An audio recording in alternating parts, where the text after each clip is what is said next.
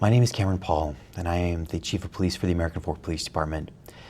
I'd like to address the members of our American Fork and Cedar Hills community regarding some videos currently circulating on social media that have been presented in a way that calls into question some of the actions of our department. These videos are affiliated with an influencer on YouTube and other social media platforms and stem from a dispute involving Legos that originates in the state of Oregon. In this message, we will be presenting 4 different cases and police responses from our police department, and will provide a detailed overview as to what happened and what our actions were.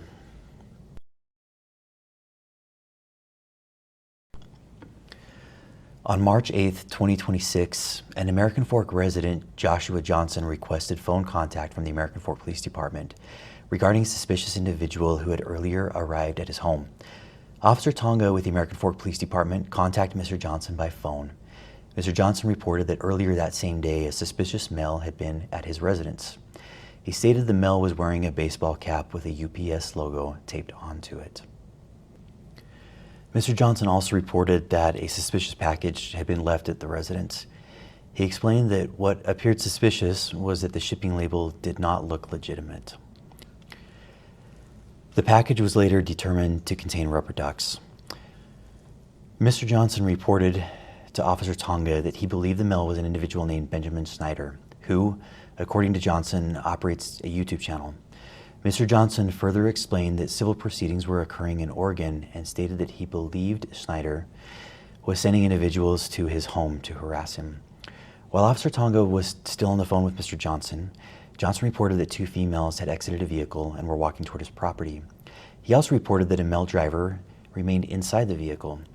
Officers Tonga and Richardson responded to the area. Officer Tonga contacted the driver, who identified himself as Benjamin Adams. Although Adams initially stated he was there for unrelated reasons, he later admitted he had been filming Mr. Johnson while Johnson was walking around the exterior of his residence. Adams told Officer Tonga that an individual named Benjamin Schneider had flown into Utah on March 7th, 2026, and had contacted Adams requesting assistance with filming, for which Adams would be compensated by Schneider. Adams reported that Schneider had left prior to officers' arrival and stated Schneider was driving a dark-colored Hyundai passenger car. Officer Tonga issued Adams a trespass warning at Mr. Johnson's request and instructed him not to return to Mr. Johnson's residence. At approximately the same time, Officer Richardson arrived in the area and located a dark-colored Hyundai vehicle. Richardson initiated a traffic stop on the vehicle for failing to stop before the stop line at a stop sign and failing to stop completely at that stop sign. Richardson contacted the driver, who identified himself as Tyler Shaw. A rear passenger also identified himself as Benjamin Schneider. When Officer Tonga arrived at the scene of the traffic stop, he spoke with Schneider, who stated he was in Utah filming a series regarding civil proceedings originating out of Oregon. Both individuals denied any involvement in delivering the package. At that point, Officer Tonga determined that Adams, Shaw, and Schneider did not appear to have committed any violations of Utah's criminal code. Officer Tonga advised Shaw and Schneider that they were trespassed from Mr. Johnson's property and could not return. Both individuals acknowledged the trespass warning and were released. On March 9th, 2026, Joshua Johnson again contacted our department to report that a male was at his front door, ringing the doorbell and knocking. Mr. Johnson reported the male claimed to be part of a YouTube initiative, and Mr. Johnson stated that the male was harassing him. Johnson also reported that the male had pounded on the door, opened the screen door, attempted to open the front door, and had looked through some of the windows to the residence. Officer Hawkins with the American Fork Police Department responded and contacted the male, who identified himself as Christian Morgan. Morgan told Officer Hawkins he was attempting to help his friend Benjamin Schneider contact Mr. Johnson regarding a dispute involving a business known as Bricks and Minifigs and some alleged money that was owed. Officer Hawkins asked Morgan how he became involved.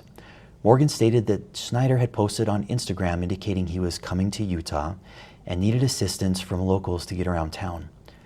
Morgan offered to help and explained that at one point while he was in the vehicle with Schneider, Schneider requested help contacting Mr. Johnson. Morgan told Officer Hawkins that Schneider was likely nearby in a church parking lot.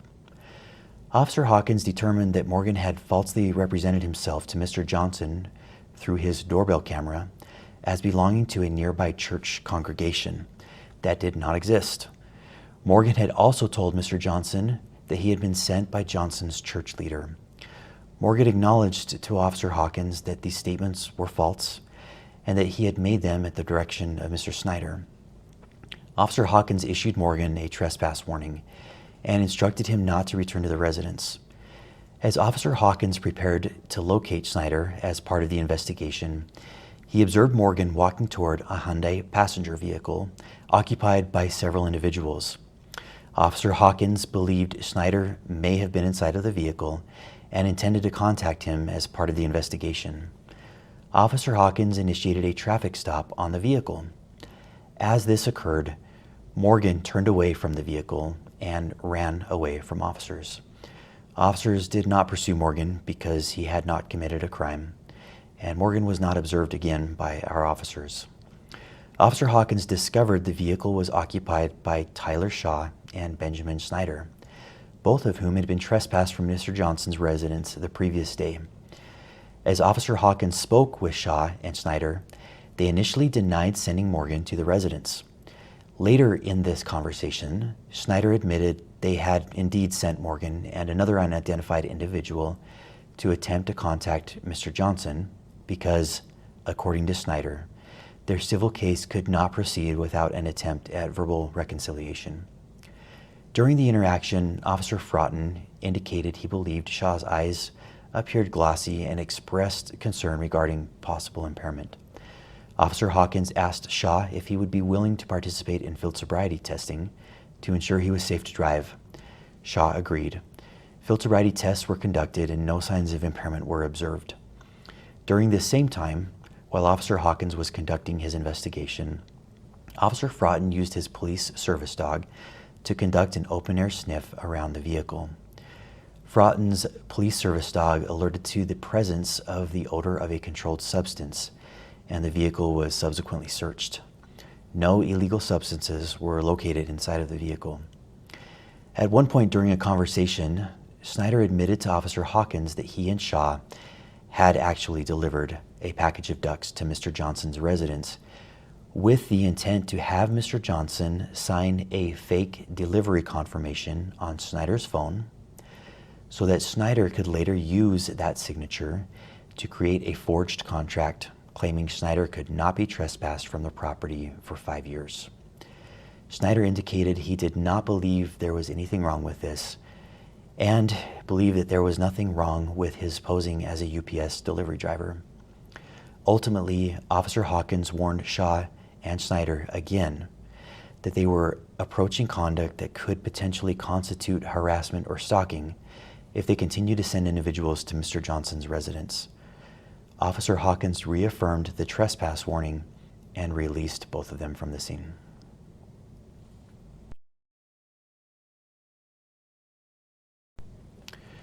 On March 10th, 2026, Kaylee Johnson, the wife of Joshua Johnson, reported that a female was standing near the front door of her residence taking photographs of the home. The female was described as wearing long, fake, curly hair. Shortly afterward, Joshua Johnson contacted police and reported he was going to shoot someone as a result of the ongoing harassment. Multiple officers immediately responded to the area. While en route, Officer Sumbot with the American Fork Police Department contacted Mr. Johnson by phone. Mr. Johnson reported that Benjamin Schneider and several affiliates were outside of his residence and had approached the home, frightening his wife and his children. When Officer Sumbot arrived, he located a vehicle parked north of the Johnson residence, and that vehicle was occupied by Sierra Lautz and Benjamin Schneider. Officer Sumbot asked what they were doing in the area. Schneider stated that he was involved in a court case and needed to provide legal paperwork to Mr. Johnson. Schneider indicated he worked for himself and that Lautz was his process server. Officer Sumbot then contacted Mr. Johnson to gather additional information regarding the situation. Mr. Johnson explained there was an ongoing dispute involving a Bricks and Minifigs franchise located in Oregon. Mr. Johnson stated that the prior owner, Crystal Law, had reportedly abandoned the store and requested that corporate representatives take over the location. Mr. Johnson identified himself as an employee of Bricks and Minifigs and stated that he had been sent to the store to secure the franchise location and protect company assets. Mr. Johnson further explained that Law had entered into a consignment agreement with an individual named Brian Mansell, but according to Johnson, Mansell had not been paid. Mr. Johnson stated that when he arrived at the Oregon franchise location, Mansell demanded payment from Johnson and his business partner. Johnson reported that corporate representatives advised him they would address the consignment issue directly. However, Johnson claimed that Mansell continued attempting to hold Johnson and his business partner personally responsible under the agreement. Mr. Johnson also reported there were Lego sets believed to belong to Mansell that remained at the store. According to Johnson, they offered to return those items, but Mansell refused and continued demanding compensation. Mr. Johnson alleged that Mansell had hired Benjamin Schneider to harass, stalk, vandalize the store, threaten to murder the manager of the store, and forge signatures. Mr. Johnson then explained to Officer Sumbot several incidences from the previous days allegedly involving Schneider and or Schneider's affiliates. Officer Sumbot informed Mr. Johnson that Schneider stated he was present with a process server to serve legal paperwork. Mr. Johnson claimed the paperwork was fraudulent. Officer Sumbot again contacted Schneider, who stated they needed to physically deliver copies of the paperwork to Mr. Johnson. Officer Sumbot's report states, Schneider told me he was following the government's instructions and that Johnson keeps calling the cops on him to avoid getting in trouble for his crimes. Schneider said this is the third time Johnson has called the cops because he thinks that if he keeps calling the cops on him, he can get away with it, but we are showing him that he's not going to get away with these crimes. Schneider allowed Officer Sumbot to take the paperwork to Mr. Johnson, which Officer Sumbot did in an attempt to help Mr. Schneider. Officer Sumbot advised Mr. Johnson that the paperwork appeared to be related to a claim and a case that originated in Oregon.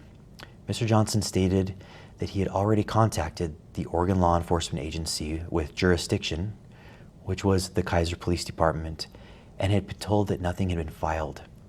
Mr. Johnson also stated he believed the situation was being created solely for YouTube content purposes and declined to accept service.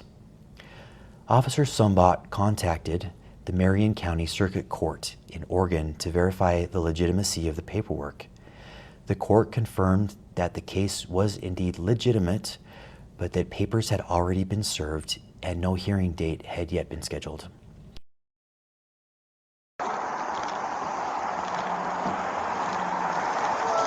Hello. Can I see those papers? Yeah. So this is what you're trying to serve them with? Yes. That's required by the court that we have. I wish we could just send them an email. I wish we could just send them a phone call, or the court could send it to them, but this is what we're required to do from the United States court. So we're just following the instructions of the government. Have you guys been here before? I have once. I came one time to have a good faith conversation with him before suing, which the government also requires us to have before. So are you Benjamin Schneider? Yes. Okay. So I'm just following basically the instructions of the government, and he keeps calling the cops on me to try to avoid getting in trouble for his crimes. Okay. So that's why he keeps calling. I think it's like the third time he's called the cops now on us, because he thinks if I just call the cops on me, he can get away with it. But we're showing him like we're not going to let him get away with his crimes. So. Okay. You okay if I give these papers to him? Yeah, for sure. Okay. Hang tight. We're going to finish up some things on our end when we try to. Okay, we might need you to fill out some documents later then, as proof of service, if that's okay, but because whoever serves him has to fill out a proof of service and might have to fill out some court papers, but that's just the legal way to do it. Okay, just give me 1 minute. Okay.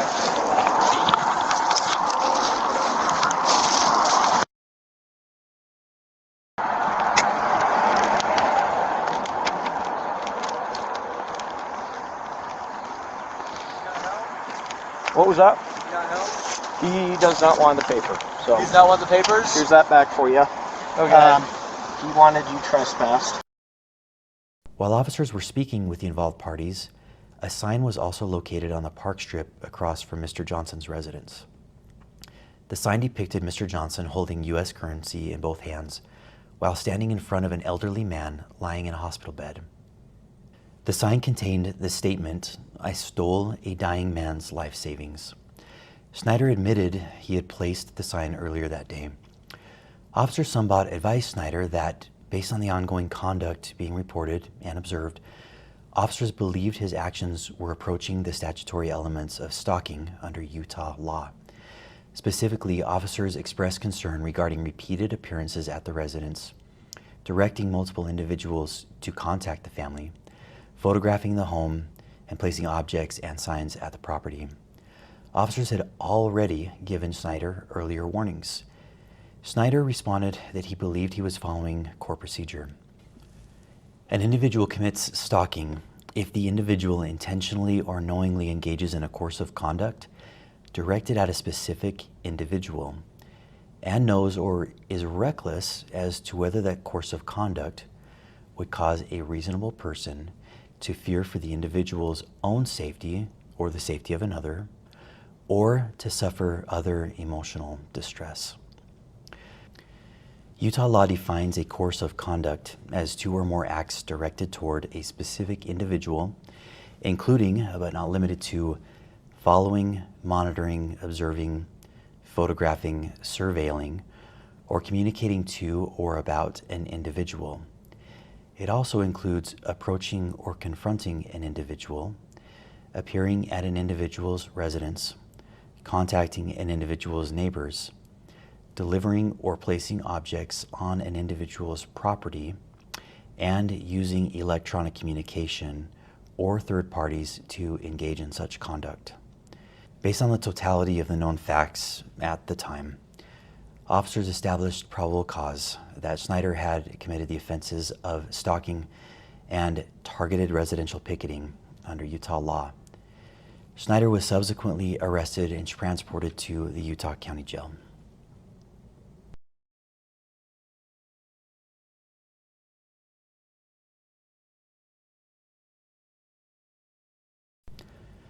On March 11th, 2026, Joshua Johnson again contacted the American Fork Police Department to report that Benjamin Schneider and several affiliates were again in the area. Mr. Johnson reported that the individual he believed had been stalking him was across the street from his residence, placing another sign containing Johnson's photograph. Johnson also reported that individuals involved were speaking with his neighbors. Officer Richardson with the American Fork Police Department responded to the area and observed 4 individuals hanging a sign directly across from Johnson's residence. The sign appeared to be either the same sign or a replica of the sign that was referenced in case 26AF02033. Officer Richardson contacted the group and asked what they were doing. The group stated they were supporting a GoFundMe campaign for a dying man. One of the individuals, later identified as Sheldon Norcross, voluntarily showed Officer Richardson his phone to display the GoFundMe. While viewing the phone, Officer Richardson observed that Norcross was actively engaged in a FaceTime call. Officer Richardson asked Norcross who it was he was speaking with, and specifically asked whether it was Benjamin Schneider. Norcross confirmed Schneider was on the FaceTime call. After reviewing the known facts and the elements of Utah's stalking statute, and taking into consideration the new actions from that day, Officer Richardson established probable cause to arrest Schneider for an additional count of stalking. Specifically, Richardson believed Schneider was coordinating conduct through third parties that constituted a continued course of conduct under the statute we reviewed. Officer Richardson then decided to seize Norcross's phone, pending the approval of a search warrant, in order to preserve potential evidence and prevent the deletion or alteration of any data. According to Officer Richardson's report, when Norcross was informed that the phone was going to be seized, Norcross immediately began manipulating the device. Richardson wrote in his report. Norcross then immediately opened his phone and began manipulating it, which led myself and Lieutenant Adamson to believe he was attempting to destroy evidence on his device. At that point, Officer Richardson and Lieutenant Adamson forcibly removed the phone from Norcross's grasp after what Richardson describes in his report as a very brief altercation. Norcross was then detained in handcuffs as part of the stalking investigation. At this time, officers did not know where Schneider was located. While still on scene, Officer Richardson received information from an American Fork resident stating that several YouTubers had been renting an Airbnb property from this citizen. Officers responded to the Airbnb with the intent to arrest Schneider for an additional count of stalking. Upon arrival, officers developed probable cause, including information gathered from video surveillance from the Airbnb, to believe that Schneider had entered the residence and had not yet exited.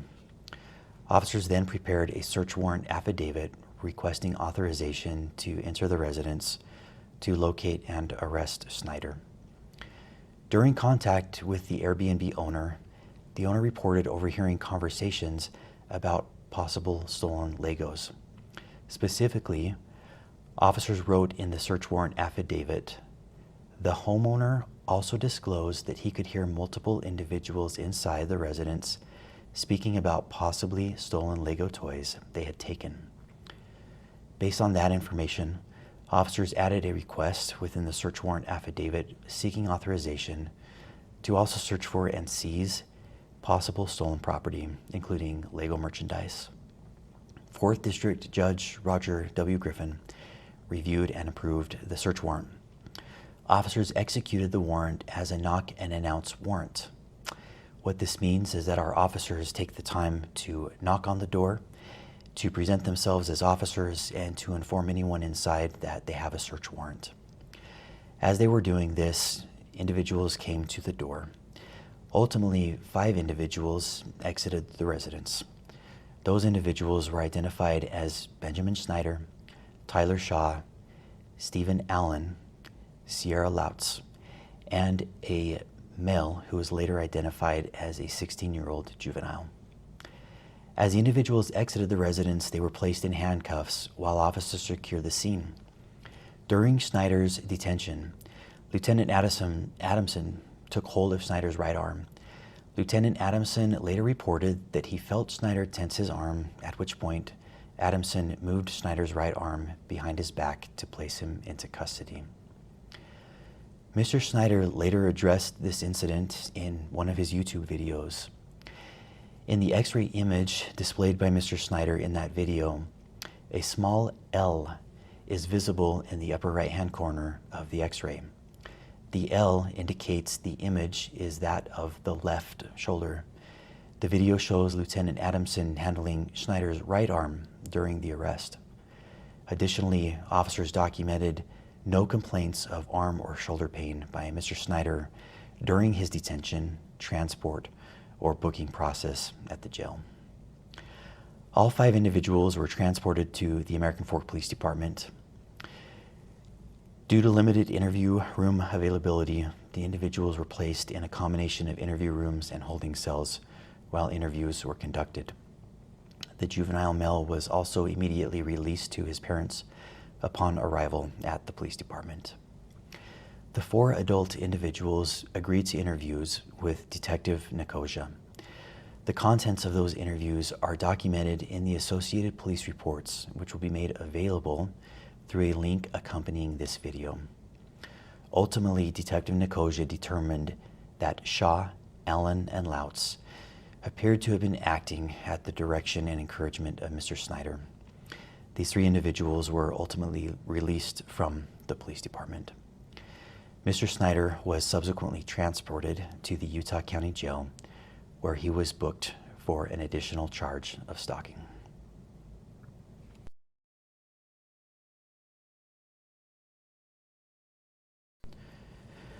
I understand that many people following this situation online have strong feelings regarding the underlying business dispute out of Oregon and allegations that individuals may have lost significant amounts of money.